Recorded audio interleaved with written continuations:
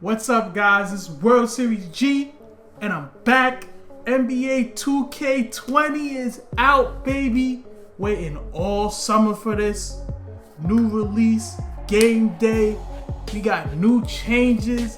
Let's get right into it. Today's video, we're going to talk about something that seems really simple, but this year they overhauled it completely, and it is a little, I wouldn't say more difficult, but it's going to take some time to get used to. It's the new play calling system this year in 2K20. So we're just going to go into how do you call plays. So the menus are kind of jumbled up.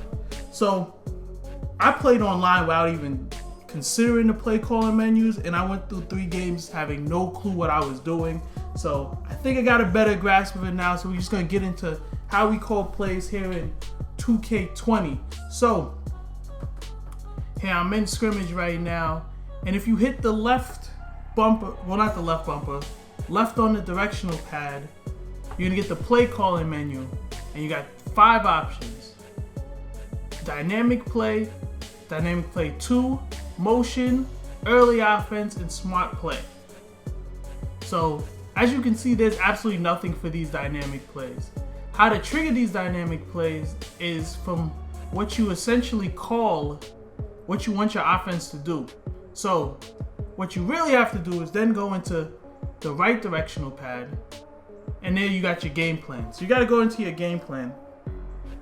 So that's the first thing you should do. Is menu, rebounds, that's obvious. Limit transition, we used to that. Tempo, we know that. Here's the new one that confused the heck out of me. Well, actually not yet. Primary focus. So that's actually not that confusing when you look at playthrough. Playthrough, find a player to play through.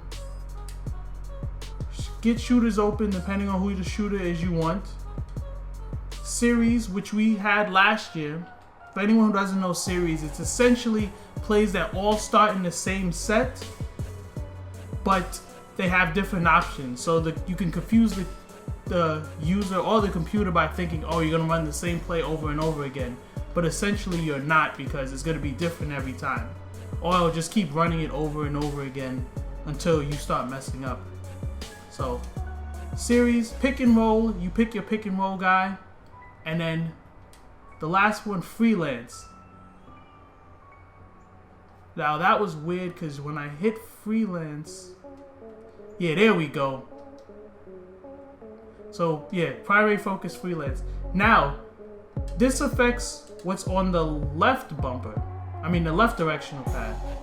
So for this example, I'm just gonna go primary focus, play through Giannis. Now when we hit the right with the left, now we have plays for Giannis in the play calling screen. So now we can call a Giannis isolation, and they're gonna 5-out isolation play for Giannis. So in order for you to get any quick plays on the left bumper, you have to set a focus on the left directional pad.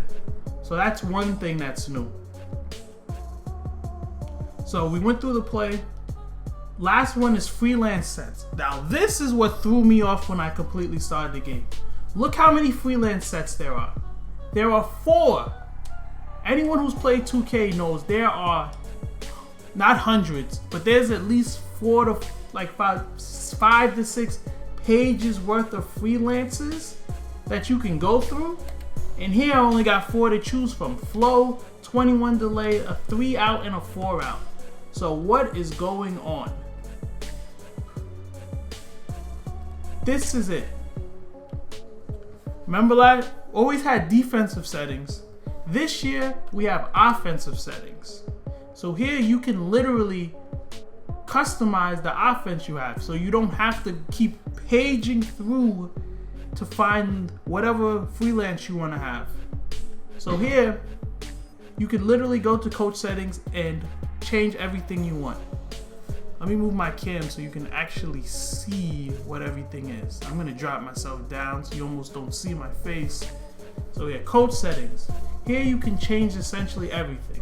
You can go to adaptive coach engine, whether you want the coach to adjust. Here you can actually have them if you want them only to make defensive adjustments or only offensive adjustments, both. Timeout, we know. Player minutes, substitution pattern. Freelance order, this is what I was talking about when you run the series. If you want it to stay static, I'm not sure exactly what static means. It might mean it just goes in order. And dynamic means it'll probably change according to what the coach thinks is best. Here, repeat on success. So whether you want to freelance over and over, run the same thing over and over again until they stop you, or do not repeat. So we'll just keep running every play over and over, like almost like a script in football. Visual feedback settings. You can check your play art. I always put it on full and show all, so I see what the play call name is, and see all the play art come through. You notice that you saw everything coming through. Team communication, so I know what everybody's doing, and offensive play vision for all plays. Here, same thing. We can adjust the things that we want to adjust. Actually, we can adjust it. That's weird. I feel like I think you should be able to adjust it. I don't know why it's not adjusted. But here it breaks it down for you. If you do neutral, it'll tell you, it even gives you a breakdown. After 2 or 3 players, after a shot, 2 or 3 players will commit to offensive rebound. Chance of getting offensive rebound. Average coverage for defenders getting back on defense. So it's not great. Shoot at will. It has a description. I'm not going to read it because you guys can read. Here's the thing. Play selection. Well, actually, we're going to skip that because we didn't even get to that part yet. Freelance 1, 2, 3, and 1, 2, and 3. 3 and 4. So this is what I was talking about. That's why you only have 4 freelance options, because you honestly have to go into this setting and choose the freelance you want to run. So I don't even know what the freelance. The Bucks. Oh, they have one right there. Bucks 2018. So it's gonna break down the Bucks 2018. We can go deep into that in another video of all the specific freelances. So for this case, I could just change my freelance to whatever freelance I feel I'm gonna use throughout the game. So I'm gonna put 3-man. I don't even know what 3-man is. 2-man action, and then for the 4th one, I could just put anything. I put Hawks. But if you have a set of freelances you like to run, this is how you set them there. So that's new. Completely new. I was lost. I'm like, why does my team only have 4 freelancers and not the ones I want? So that's how you set your freelancers. Now actually how to call plays. Now this threw me off because it's an extra button push. Last year you just hit the L trigger, the L1 or left bumper if you're playing on Xbox, and you would just pick the player position and he would pop up and you call a play from here. Now you have to hit L1 and then R1 and then you get it. So now I can pick Wesley Matthews and call a play for him.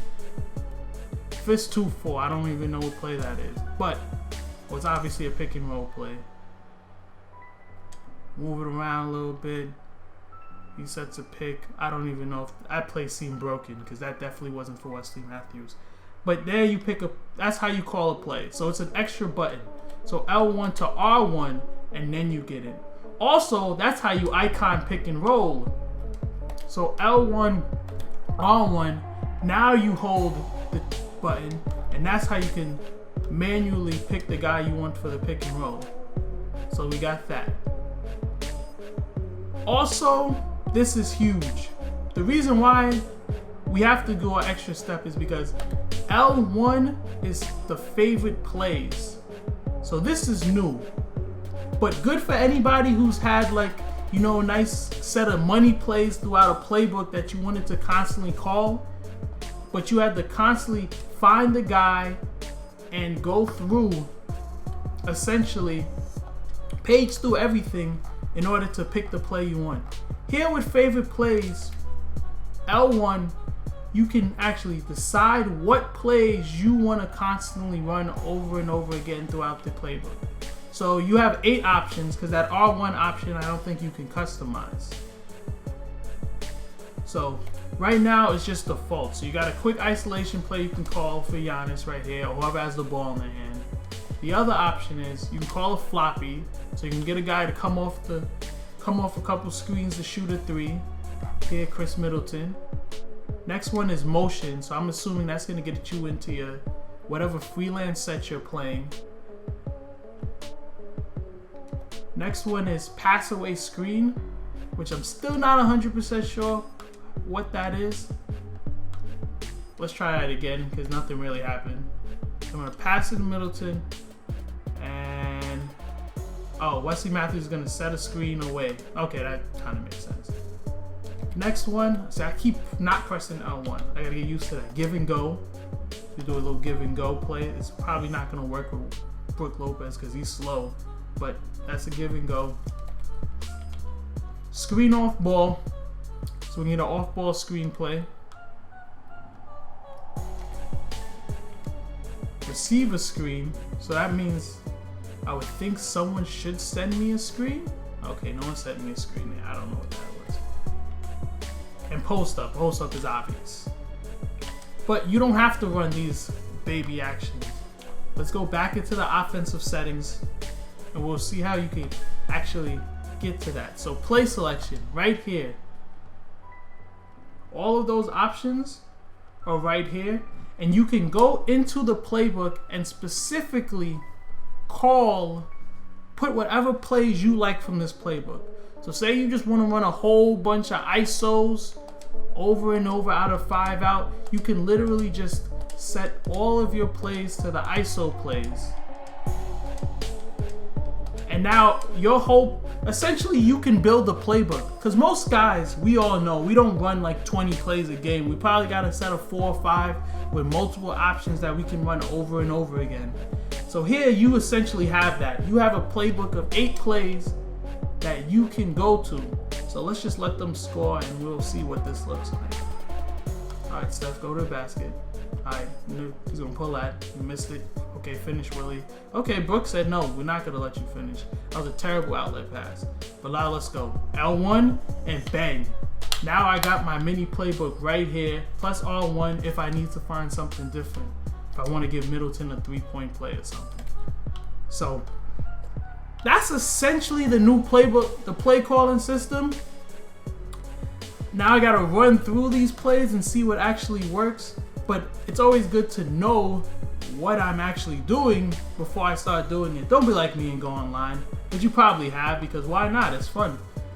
So that's World Series G. That's the first tutorial of the 2K20 season. Learn how to actually get to your plays so you can make things happen in 2K. I'll be back. I'm going to do some player rankings next.